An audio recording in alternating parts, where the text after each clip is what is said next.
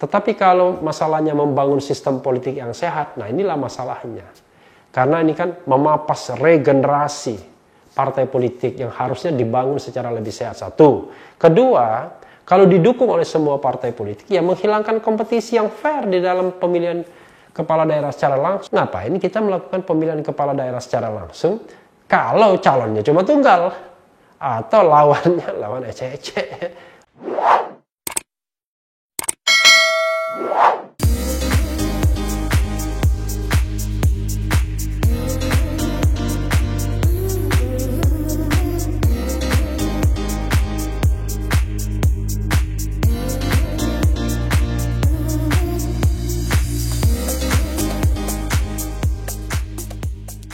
Assalamualaikum warahmatullahi wabarakatuh, Sobat RH sekalian.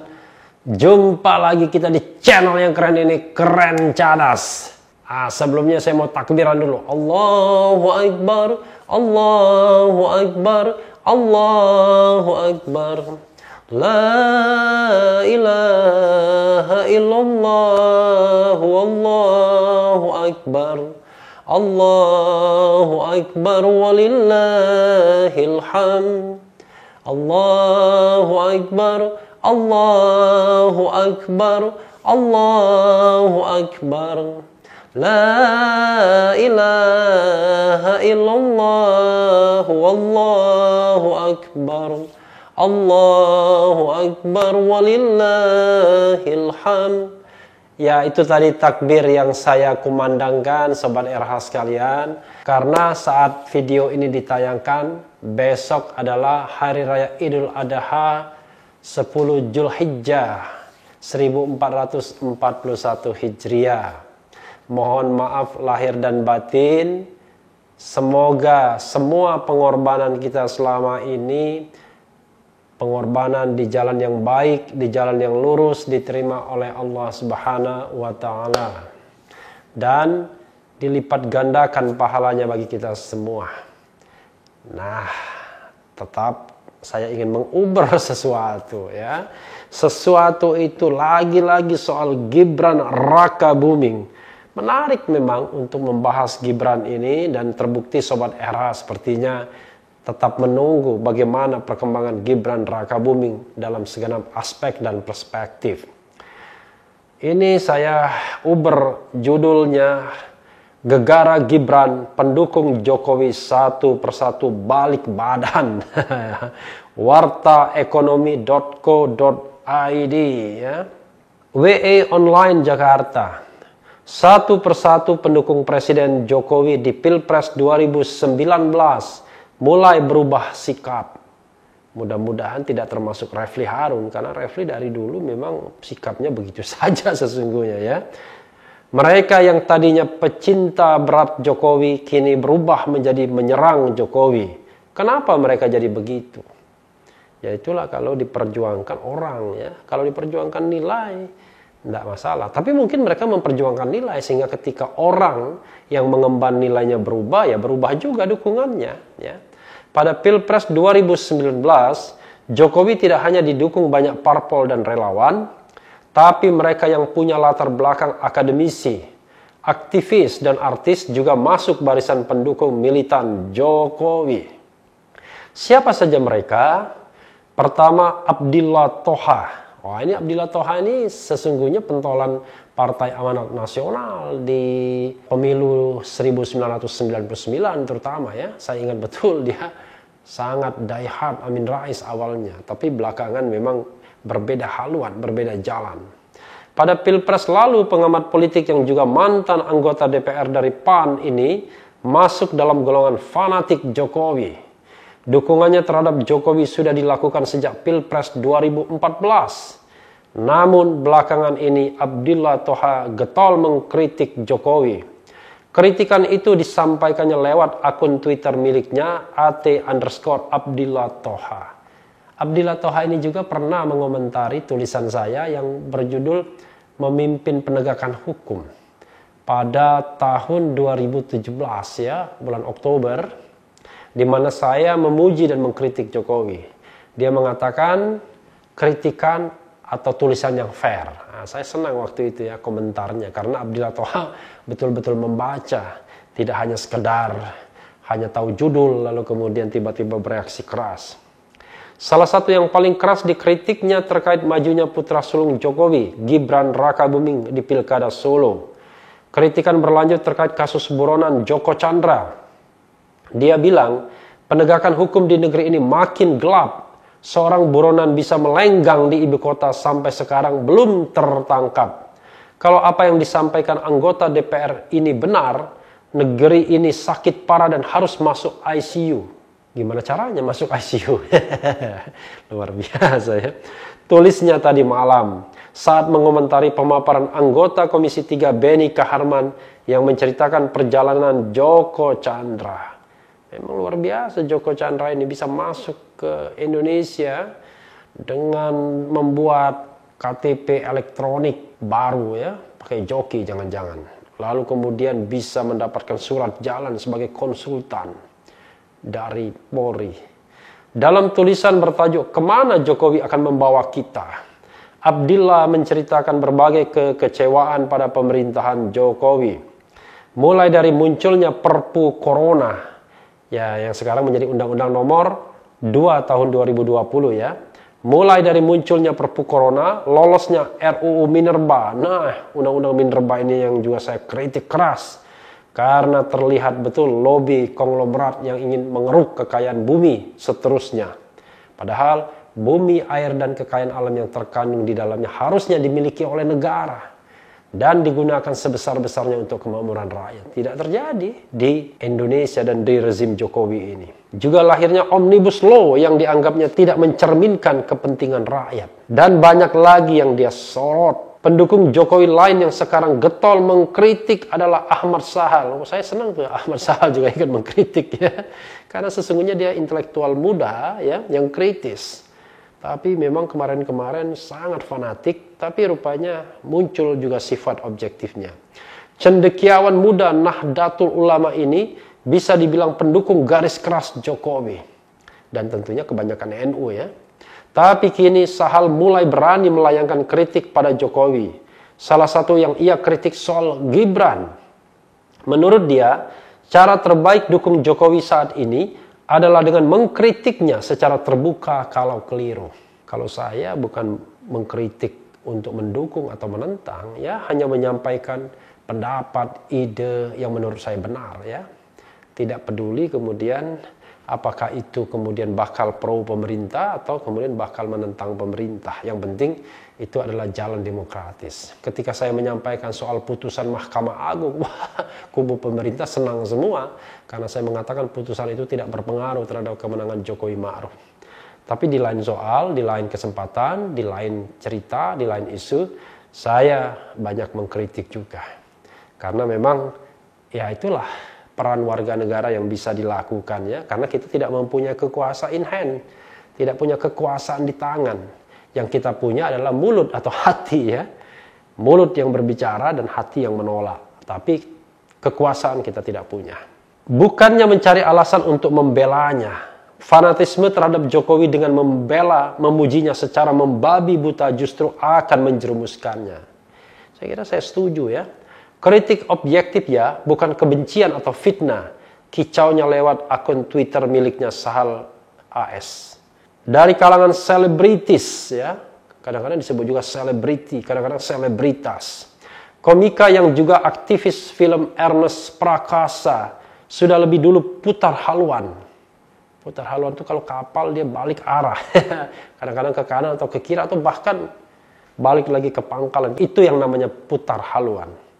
Ernest sekarang paling getol menyampaikan kritik saat video Jokowi viral memarahi para menterinya 28 Juni lalu. Ernest malah menyebutnya sebagai drama politik.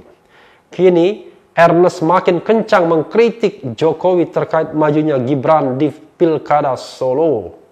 Menurut saya Mas Gibran orang baik. Ya kalau tidak baik nggak mungkin dicalonkan ya. Tapi saya nggak setuju Pak Jokowi merestui anaknya maju pilkada saat beliau masih presiden. Menurut saya itu nggak asik. Wah nggak asik ya kalau selebritis ngomongnya begini. Dan saya nggak sungkan mengkritik presiden. Karena menurut saya itu adalah cara mendukung yang sportif. Kicau Ernest Prakarsa. Wah, ini ada lagi. Terakhir adalah Syafiq Ali. Mantan aktivis 99 ini mengkritik kebijakan Mendikbud Nadiem Makarim soal program organisasi penggerak.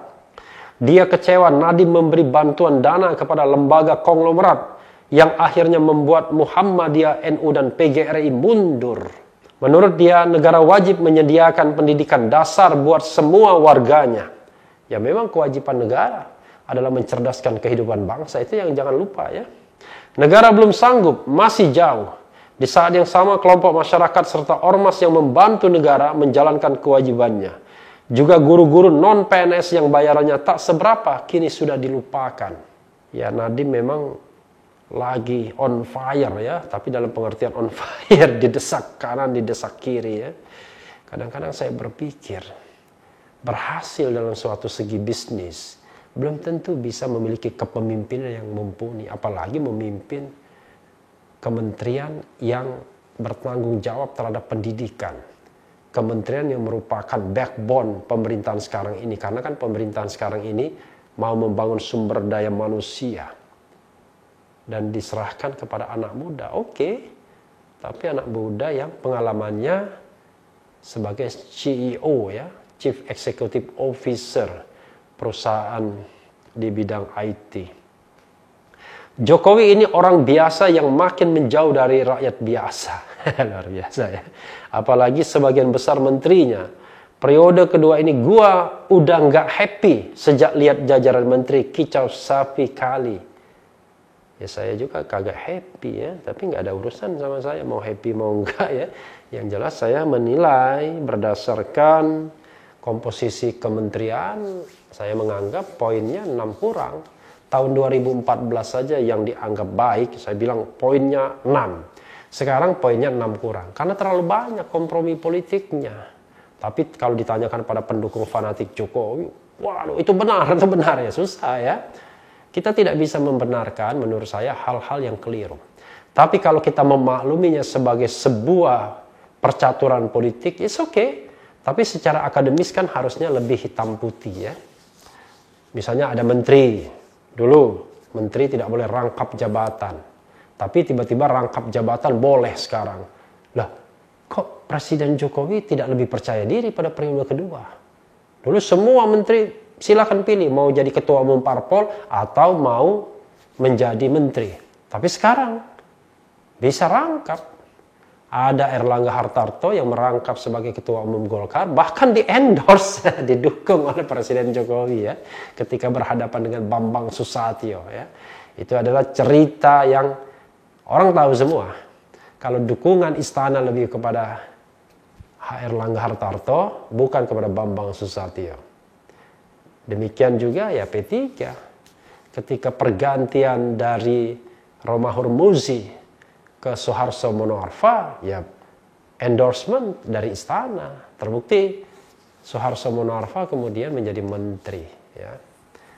Jadi ya tidak konsisten. Ada lagi menteri yang spektakuler ya, yang juga ketua umum parpol dan suara terbesar nomor 2, yaitu Gerindra, Menteri Pertahanan Prabowo Subianto. Jadi makin tidak konsisten. Untung Surya Paloh tidak jadi menteri. Muhaimin Iskandar tidak jadi menteri. Siapa lagi pendukung sana? Hanura ya. Osman Sabta tidak jadi menteri. Kalau jadi menteri semua 6 pendukung istana, luar biasa ya. Tapi 50%. Jadi 3 dari 6 ketua umum partai pendukung istana jadi menteri. Bisa dibayangkan ya. 3 siapa lagi ya satunya? P3, PKB, kemudian Hanura, Nasdem, Gerindra, dan Golkar ya. Oh PDIP ya. Jadi sebenarnya 7 pendukung istana. Ya kalau Megawati kan tidak mungkin menjadi menteri ya. Karena dia kan di atas presiden ya. Sebagai orang yang menugaskan Presiden Jokowi. Karena bagi PDIP Jokowi adalah petugas partai. Dia bukan the president of Indonesia, tapi dia petugas partai ya. Jadi primary-nya dia petugas partai, secondary-nya baru dia Presiden Republik Indonesia. Mungkin begitu cara pandangnya ya. Ya sah-sah saja, namanya juga politik. Tetapi yang ingin saya katakan adalah memang kalau kita mendukung seseorang harus ada rasionalitas. Nah, rasionalitasnya adalah harus ada test case ya. Nah, test case-nya misalnya adalah bagaimana pendapat para loyalis presiden, pendukung presiden terhadap pencalonan Gibran Rakabuming. Kalau saya secara rasional rasanya ya tidak elok lah. Karena pertama, Gibran orang baru dalam politik, baru saja mendaftar ke partai. Tapi sudah dicalonkan sebagai calon wali kota. Yang kedua, pengalaman politik kan belum banyak. Kalau usia muda relatif asal pengalamannya banyak. Sebagai pebisnis, ya berhasil tapi tidak besar-besar amat juga tentunya ya. Gak tahu ya saya kalau soal itu. Tapi yang paling penting kan pengalaman di bidang politik dan pemerintahan. Lalu ya yang jelas dia posisinya sebagai anak presiden saat ini. Belum ada presiden sebelumnya anak presiden maju dalam kontestasi perhelatan pilkada. Ada orang yang mengatakan kenapa waktu itu tidak mengkritik AHY. Ya lain, AHY kan pada waktu maju 2016-2017 SBY kan tidak lagi menjadi presiden, bukan anak presiden dia. Jadi tidak ada anak presiden yang maju dalam pilkada so far ya, sejauh ini. Anak presiden SBY tidak, anak presiden Megawati tidak, anak presiden Gus Dur tidak. Padahal kalau mereka mau memanfaatkan untuk maju dalam pilkada, bisa saja. Tentu sebagian menyatakan atau mengatakan ya tidak tertarik barangkali ya, Puan Maharani buat apa menjadi kepala daerah, karena dia bisa mendapatkan lebih besar secara lebih mudah juga ya, ketua DPR, Menko, pembangunan sumber daya manusia ya, sudah di tangannya.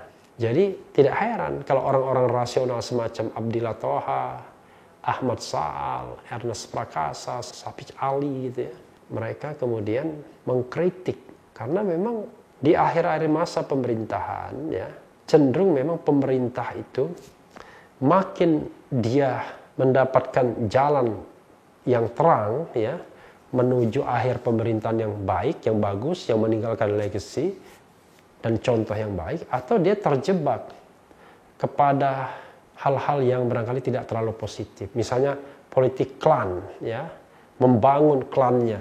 Jadi banyak orang yang terjebak akhirnya ya mumpung dia berkuasa dia akan jadikan klannya.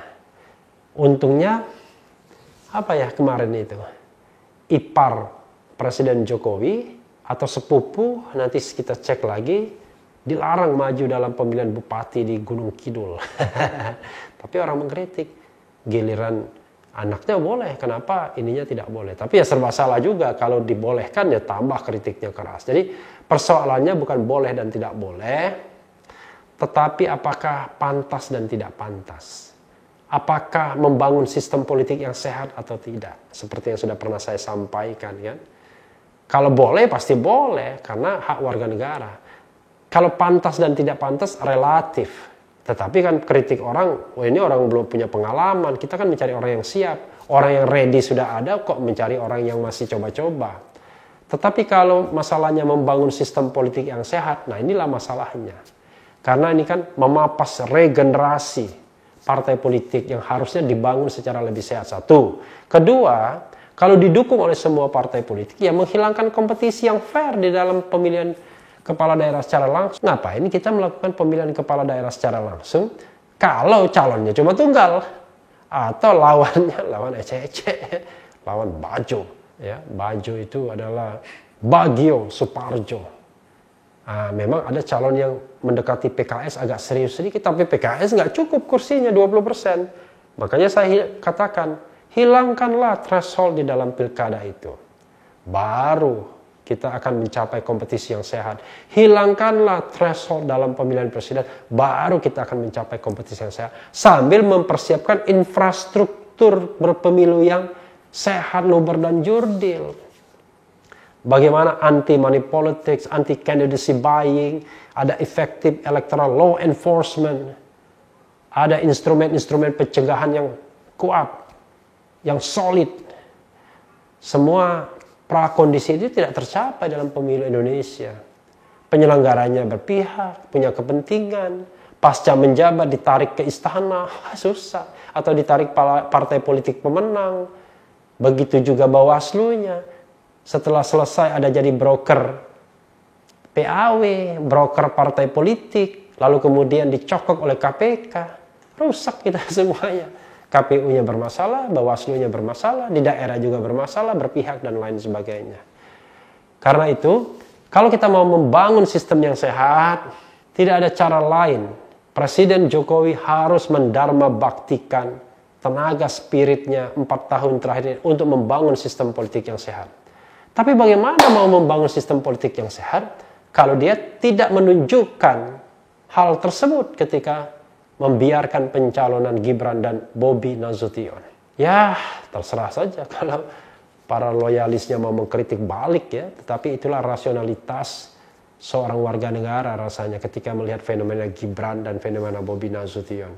Ujuk-ujuk langsung menjadi calon tanpa adanya proses regenerasi yang sehat baik dalam tubuh partai politik maupun regenerasi di pemerintahan itu sendiri. Nah, sobat era sekalian, itu saja mengenai pendukung Jokowi yang balik haluan, entah ke kanan, ke kiri, atau balik ke belakang akibat pencalonan Gibran Raka Buming Raka dan tindakan sikap kebijakan Jokowi lainnya. Yang penting tetap di channel ini, karena di channel ini Anda akan dirayu, ditipu, dibaperin, dicecar, diuber pula di jalur khusus. Sambil mengenang memori.